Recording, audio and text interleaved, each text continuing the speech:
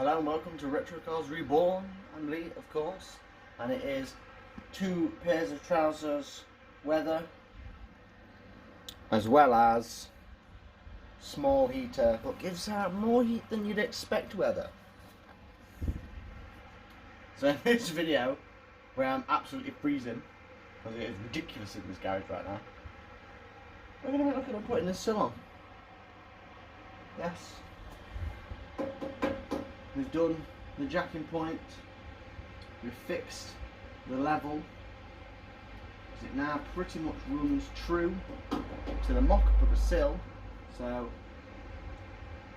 we're going to have to look at cleaning the underneath, fixing a hole, and then we can put the sill on.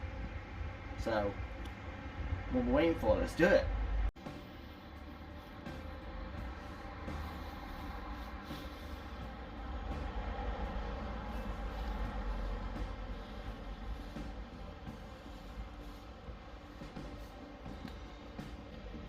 So been under here for some time now, as you can see, it's a lot cleaner than I expected it to be underneath the seam sealer. There's the hole that's going to need attention. Again, look, there is rust.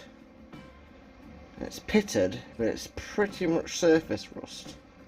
So the plan with this bit of rust is we'll get the power file on it and we'll grind it back to metal, and we shall see what it's like underneath. If I shimmy this way a bit, as you can see, it's still really clean. A bit more surface rust. So yes, it looked worse than it actually was. It's quite difficult to get into this corner where the jacking point is at the minute, but I will get to there. I've got to move the welder and the cylinder out of the way to get to it, but yeah, it's looking not too bad. So now the sill on the inside is looking nice and clean. We've seen where there's some troubled spots and whatever. We've got this hole, of course, and it's right next to where the seat is bolted to, the front seat, so it's in a terrible place.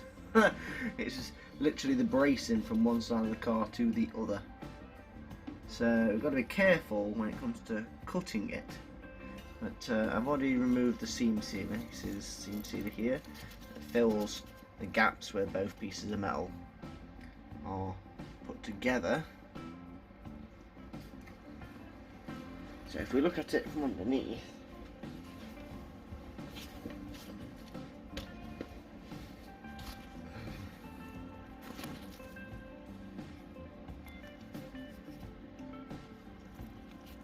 you can see it's the floor section, which is here, and then it starts to move into the slanted part of the floor, which then becomes the actual base of the floor. So I'm going to cut directly across here and up and up. We're also on the opposite side of this, because this is a two skinned piece of metal. We'll take the inner skin out as well, which I'll just briefly show you what it looks like on top. So you can see it's just here. Look. A little closer. Alright, getting a shadow on it. That's the actual floor, so it would have gone across here where this rotten piece is, connected to that piece, and then it's spot welded across. But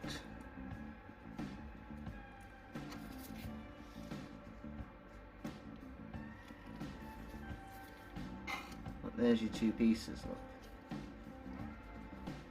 So what we'll do is we'll cut down that, and wherever it is, I think it's on the other side of this, cut down that as well, so the piece itself will come up here, across and down. So we can spot weld that piece across there and manually weld this piece in. We'll see how far it goes underneath there. I think it literally just touches the other side of it. So let's cut it out and we'll see what we're left with. The hole is cut. It's the worst cut hole I have ever done. It's not even straight. This bit might be straight, these bits are not. I mean, I did it upside down, so I can't really say anything, but it has escalated slightly, as I expected it to, because, you know, it's a Peugeot and it's rotten. That there has definitely gone through, and it's definitely gone through there. Move the light. It's definitely gone through there, look. This hole here. So we're going to have to replace this piece of floor and this piece of floor, as well as the piece of floor that we just cut out. Ta-da! And a little ways back from it, that piece of floor as well, because I poked it with a screwdriver, and as you can see, it is holed, so it's not salvageable. So there's now 1, 2, 3, there are 4 bits of floor that want replacing. And while I was under here, I started poking at the main floor, as you do, and I poked a hole in it there as well. But that's only a tiny round hole, and they're nice and easy to repair. This, on the other hand, atrocious. Can't believe the cut is that bad, and it literally just floated underneath the main cross member that runs across the floor. So let's cut some more holes, 3 to be precise, and then we'll come back and we'll weld them up. So there again, 1 hole, 2 hole, and I said there was going to be 4 holes. This one would have been a hole there and a hole back here, but it was just so corroded. I just decided to chop it all out. It was like a slither about that big, about there. It was still okay metal, but I was like, no point in saving that little tiny bit. It's not like a massive piece in the middle like this. So yeah, so we'll grind this area back here, this piece, because that's obviously the inner sill, 1 layer. We'll grind this one back. I've already ground that one back. It just needs basically hammering out. You can probably see this bit here flares out a little bit more than the rest of it, because it's been battered. Well, obviously this is where the accident damage was found here, so I'm guessing it's still bent from when it was done the first time. So yeah, just need some straightening up, some grinding back, and some plates making, and the floor is good again.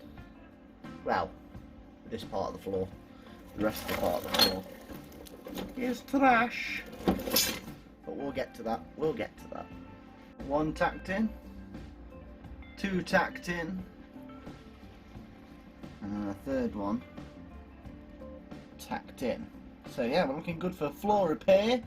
So now it's just a case of welding it in, grinding it back. I will fiberglass it from underneath to keep it 100% waterproof, and then we can move on to dropping this sill on. We've got to knock down this little area here. I think it's just about there. It might just be the case of the fact that that has had some cut out of it there, because that should be across there as well. Or they may have done a floor repair here, which is why that part is higher up. See how it cuts down, look. There. Shouldn't do that. So they may have actually put a piece in there, and now it's it just needs correcting. So yeah, we'll get some more welding done, and we should be ready for a sill. So there we go, welded and ground back, and a little bit there, because it's underneath the cage, I can't physically get anything in there to just grind it flat. It doesn't really matter. There's the other one in, and the other one. So floor is repaired.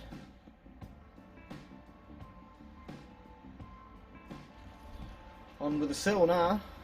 Ooh, getting excited. Also, in reality, that took what?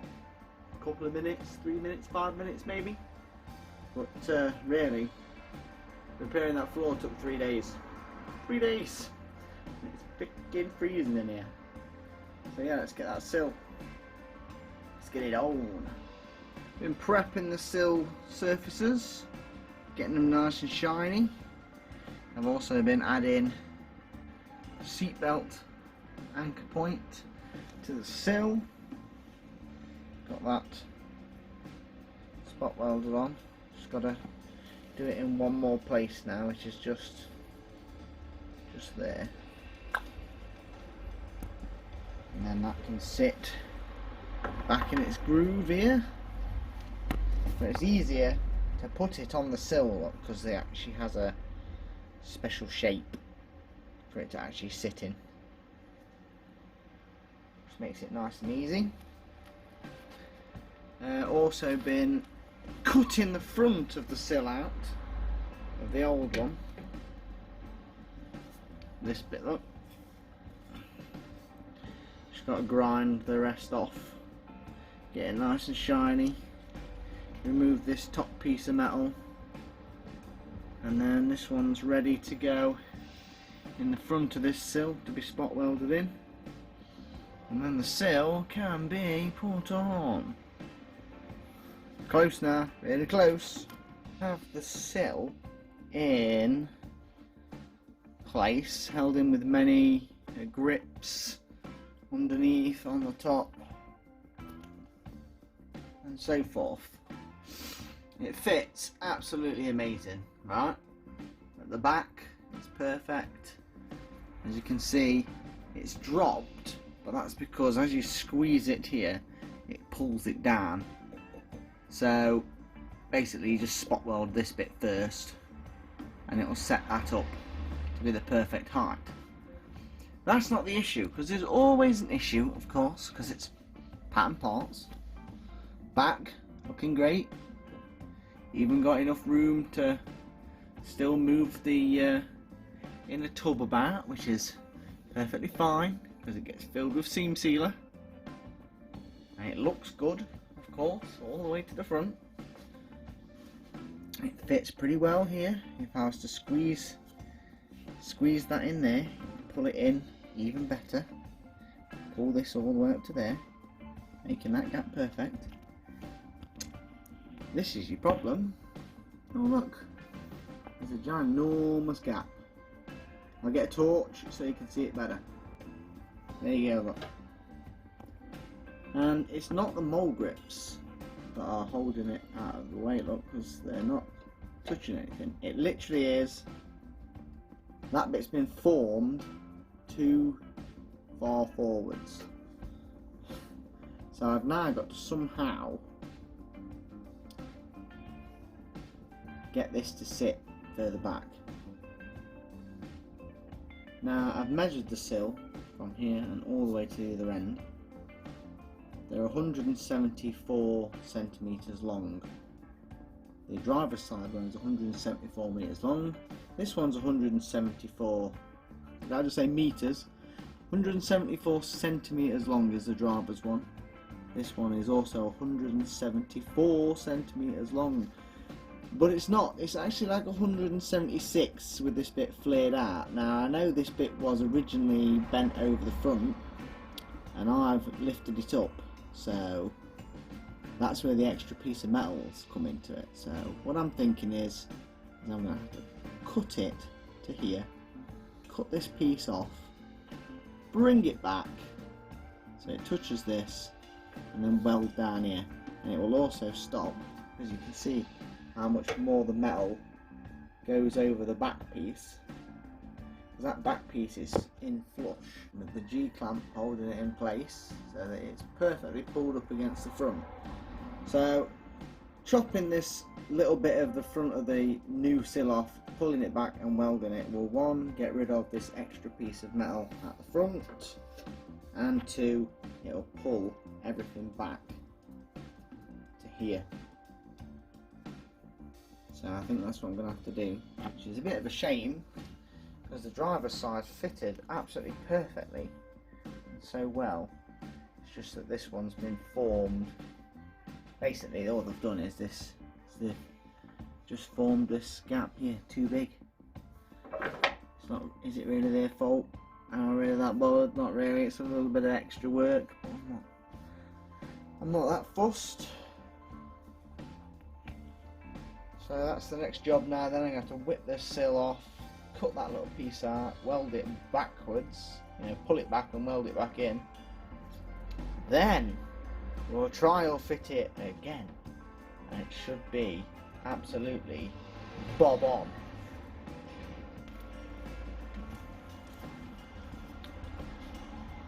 So I've come in the garage obviously to continue to cut the end of this sill off, right? But I thought just before I tackle that, I'll take this window out because I wanted to see how far they'd gone up with this rear quarter, and they have actually fitted a full rear quarter, because if you look at this blemish in the paint there, that's where the join is, and it'll probably run across the roof there. And I noticed that the paint job, they didn't key it up very well, because that just literally just peeled straight off.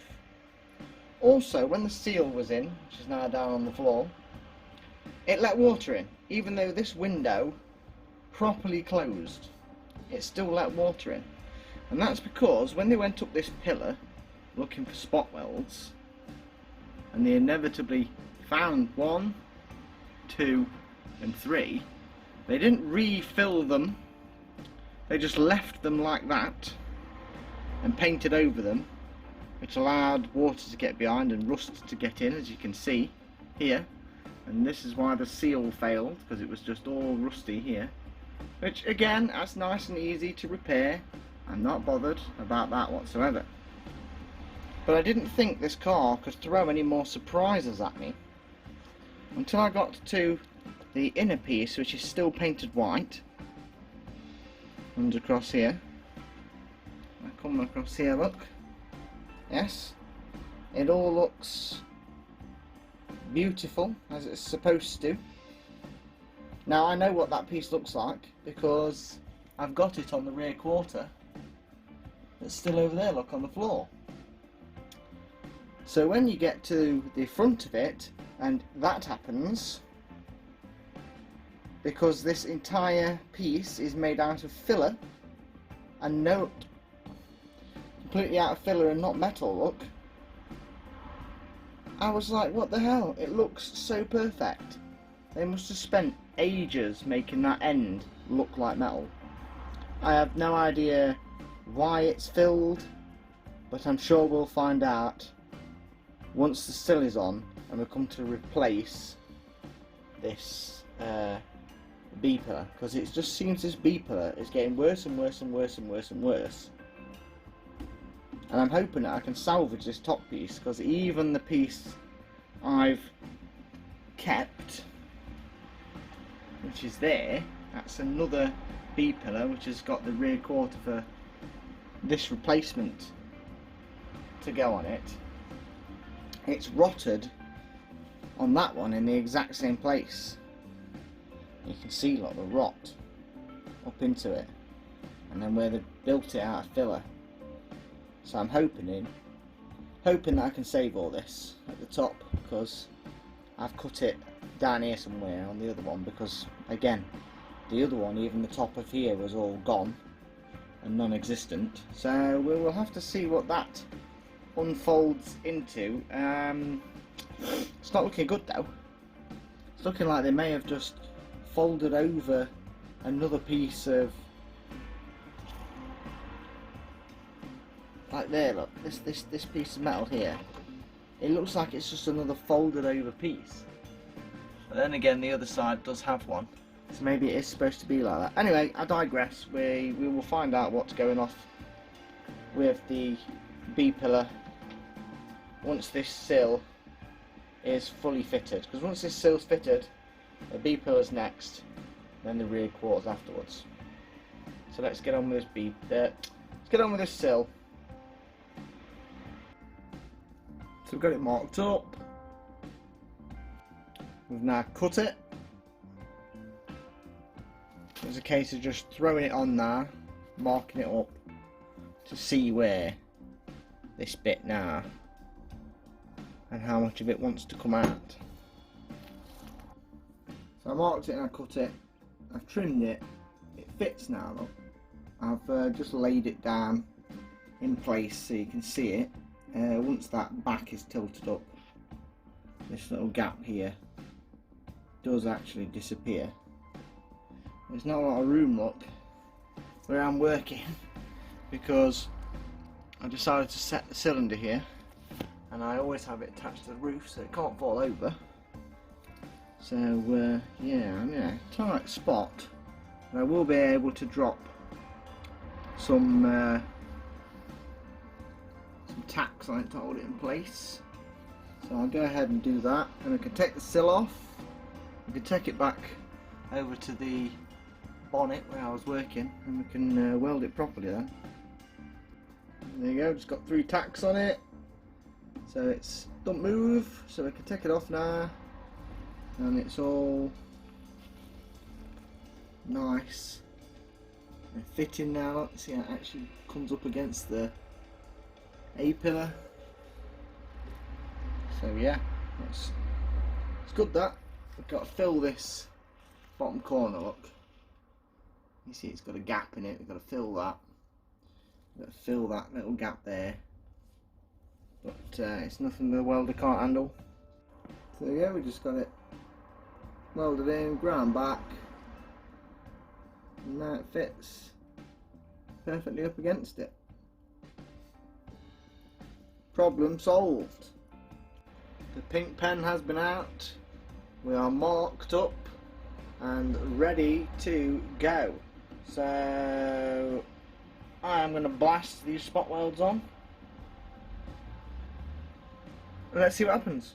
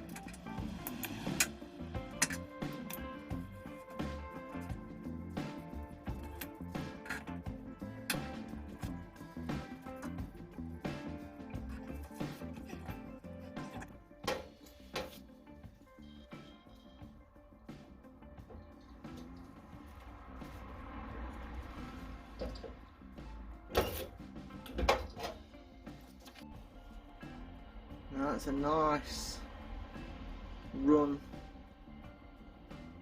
of spot welds that.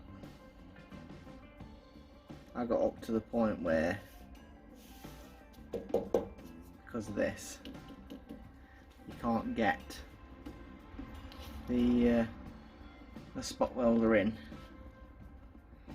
But yeah, it's nice and level, nice and good. So now I just got to do this bit. You just got to make sure that it's really tight. You see that gap there? It would never be able to close that gap. As long as it's nice and tight, it'll drop them on perfect. So let's keep going. So what happened at the front is the metal behind, as you can see from the brown staining, it isn't clean.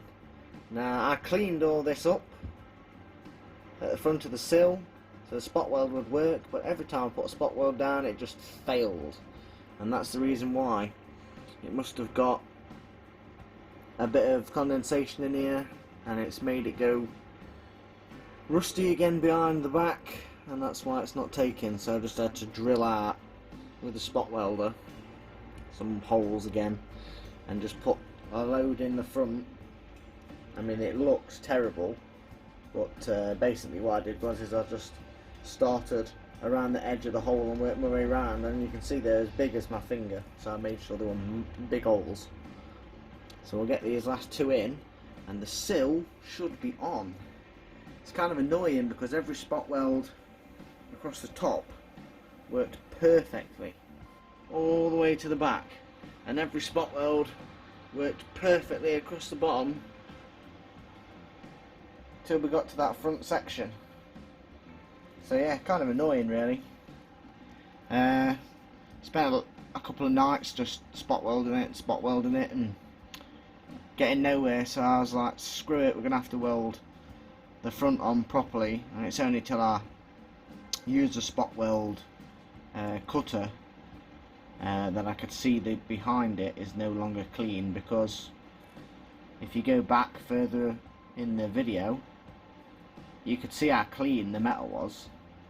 So it's because I couldn't find the time to put this sill on all in one night that yeah, we just obviously developed some flash rust behind there, and that's it. Here we are. Well, there we go. It's finally fully welded in, and yeah, I'm happy with it. I'm not happy with how long it took to do, because that was ridiculous. But yeah, this is all. Oh, it's a leg. It's all spot welded in. So yeah, you can pull on it for days. It ain't going nowhere. And that's it. The car is now getting stronger. We can build it stronger, faster, better.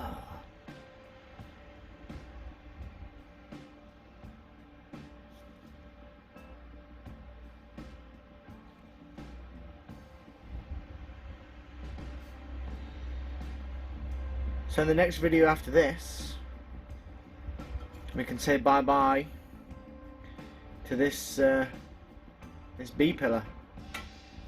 Gonna have to work out how much of it we're gonna chop out, how much we're gonna use from the B pillar that's saved out of the other one. This is gonna be the biggest part to reconstruct, because it is just trash in there. The top is starting to turn into trash as well. See, I plan on welding that flap up there that they cut out, but I'm thinking possibly up to about here is where I'll replace it. I have to go around all this, make sure all this is properly secure and in properly as well.